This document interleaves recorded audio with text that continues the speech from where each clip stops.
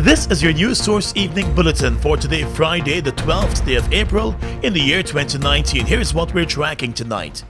Commander for A Division Assistant Police Commissioner Marlon Chapman has launched an investigation into reports of some 911 emergency calls going unanswered. The probe has been triggered by yet another complaint about repeated calls to the emergency line not going through. The latest complaint came from prominent public relations and media consultant Alex Graham, who complained this morning that he called the number for over an hour this morning when his home was burglarized. Assistant Commissioner Chapman said he has called in some technical experts to assist with the probe, since initial checks found the system up and running. As we speak, my information is that all the systems are up and running. So I am now investigating with a team what caused whatever happened this morning to happen. Right? So that's what I'm looking at as we speak. I have the experts, our police people checking to see what went wrong, if anything at all, or it's the fault of the wrongful and due diligence. Commander Chapman said the probe will also be looking to see if there might have been some human error that resulted in the call to the emergency line not being answered this morning. There's always an adequate amount of ranks on duty in that particular area. Okay, but you're not sure what may have been the problem? No, like I said, I have the experts, our police people now checking on it to see what went wrong, if anything at all, or it's an error on the part of the persons who are working here. The 911 emergency unit works out of the Brickdam police station. The system had been plagued by problems for several years, until 2017 when it was made fully functional.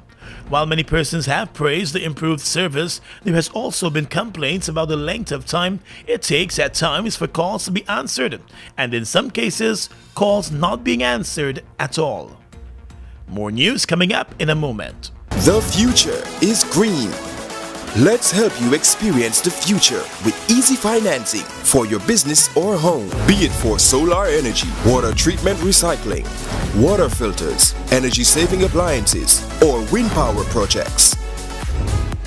Enjoy competitive interest rates, fast approvals, and discounted lending services fees, low equity contribution, and flexible repayment.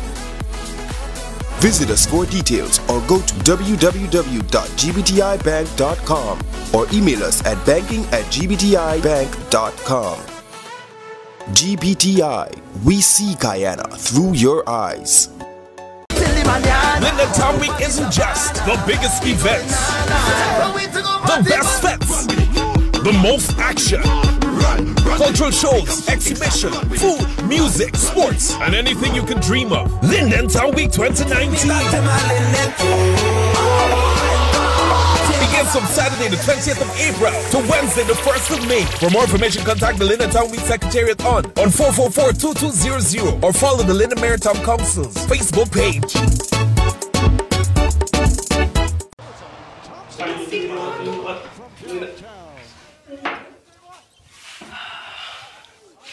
Hey babe. Hello? Is Don Me Quite just done? Buddy, you need to switch to GTT Fab 5. Fab 5? Activate the GTT Fab 5 plan today. For only 5,005, you get free unlimited calls to 4 of your closest family and friends, 5 gigs of data plus 250 text messages, and your Fab 5 friends can call you for free. GTT Fab 5.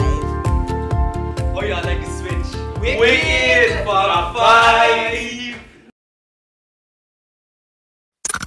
On Saturday, 13th April, celebrate life with DJ Shizzle on his birthday. Toast.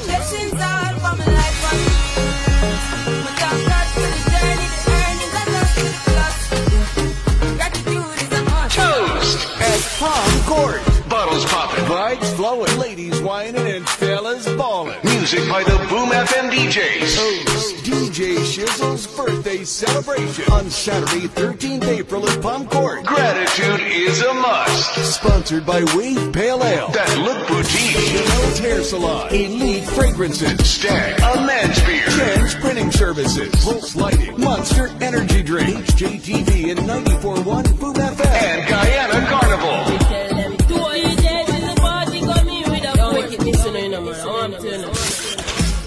Welcome back. Convicted Guyanese drug lord Shahid Roger Khan is scheduled to be released from a U.S. prison in July of this year on the completion of his 10-year jail sentence for narco-trafficking and conspiracy. Khan was slapped with a prison sentence after he opted to take a plea deal rather than face a trial. The terms of that plea deal are not known, but it is likely that he will be deported to Guyana when released. He could face a laundry list of criminal charges on his return to Guyana. In preparation for that release and deportation, the U.S. Ambassador to Guyana, Sarah Ann Lynch, has revealed that Guyana and U.S. authorities are working together to prepare for his return to Guyana. During a radio interview on 94.1 yesterday, the ambassador said they will continue to collaborate. We're working very closely with the Guyanese authorities on making sure that that arrival is as smooth as possible. And so I think the best thing we can do is to continue to collaborate, share information, and work together. Roger Khan recently filed a petition with a U.S. court seeking an early release. That matter is still to be heard.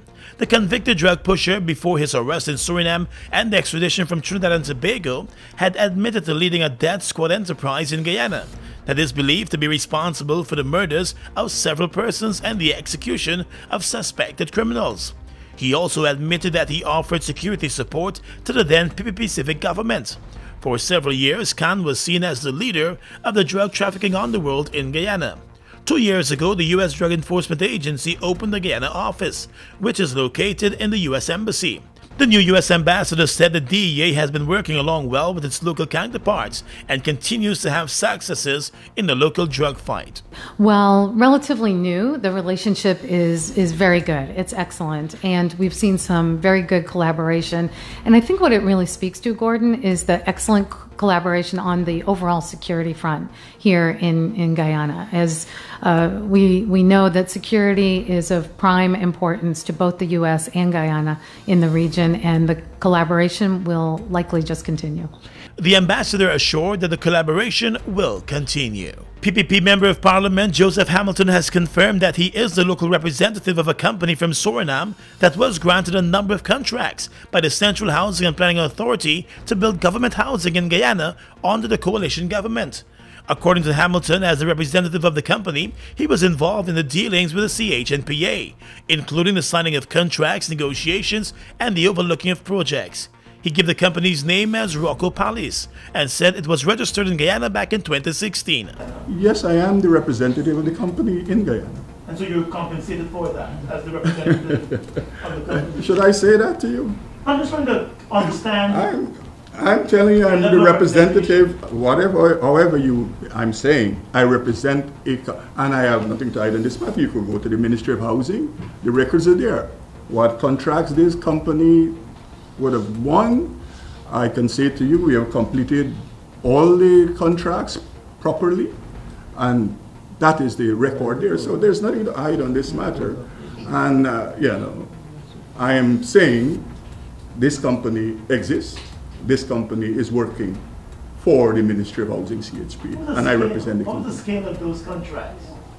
The scale of the contract? How many houses were you contracted to build under the two projects? Not him, he wasn't contracted. Again, you're saying I was contracted. No, I'm the company. The company, okay. Well, please say that. Please say that, because the Chronicle might put front page tomorrow morning. Hamilton, PPP MP, doing well under the government. But you signed the contract. No, let me say this. We built 3 duplexes for the CHPA. We built a model home with our own resources, that is the company, that is at Perseverance.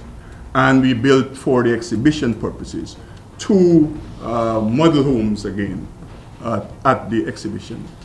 And you signed all contracts on behalf of the company?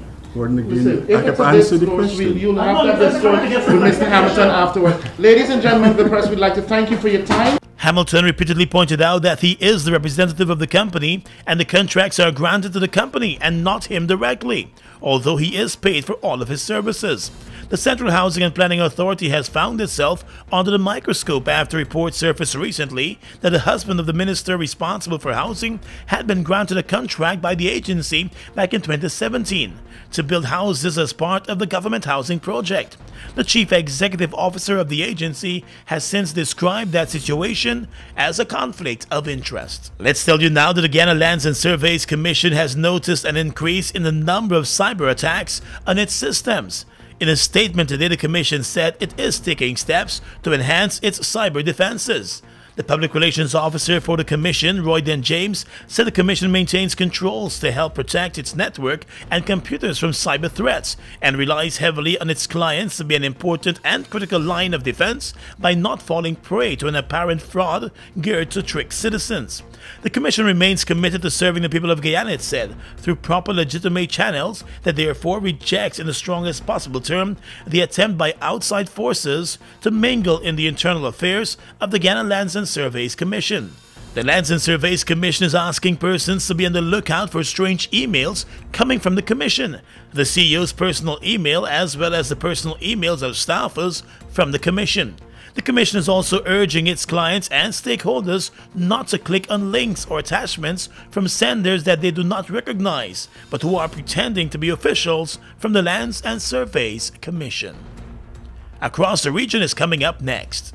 Guyoil is a proud Guyanese-owned and Guyanese-operated company, serving our nation for over 42 years. All the profits remain in Guyana and are used for the development of our country. So when you buy fuel and lubricants from Guyoil, you are directly contributing to Guyana's economic development. Let's continue to build this nation together. Fuel up and drive with Super 95 from Guyoil.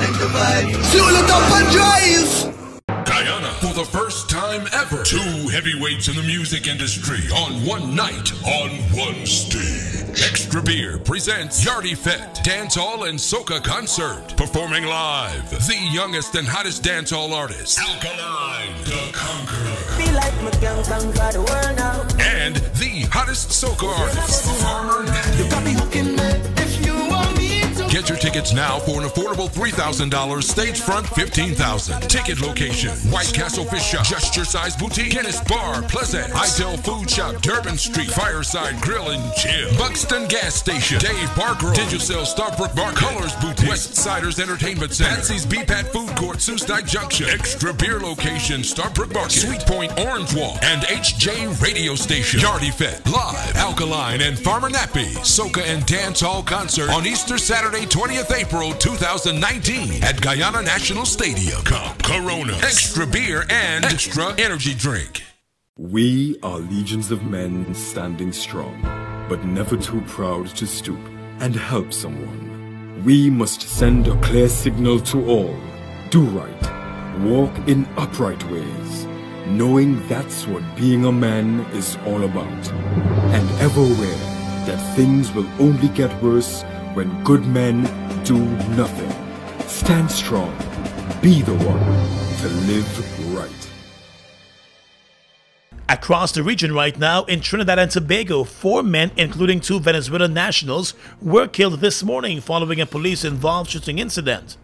The police said at around 3:15 this morning, a team of officers from the Interagency Task Force went to the home of a suspect in Guyanese to execute a search warrant for arms and ammunition. The police said upon entering the house, the officers were greeted with gunfire, and the officers returned fire, hitting all 4 male occupants in the house. The investigation is ongoing tonight in Trinidad and Tobago. In Antigua, the cash-strapped Antigua-based airline Liat says despite pilots and its workers across its destinations agreeing to a 6% salary cut, the airline is still facing a severe financial problem and may require additional salary cuts from its employees. According to an internal document seen by the Caribbean Media Corporation following a shareholders meeting recently, the regional airline said the 6% cut did not go far enough. The shareholders are of the view that the proposal did not go far enough, and the 6% cut did not meet the immediate cost reduction objectives of the company at this time. The document said the shareholders are considering additional measures to address the financial challenges of the airline, and that it would continue to update staff members on discussions and the proposed measures that will be agreed upon.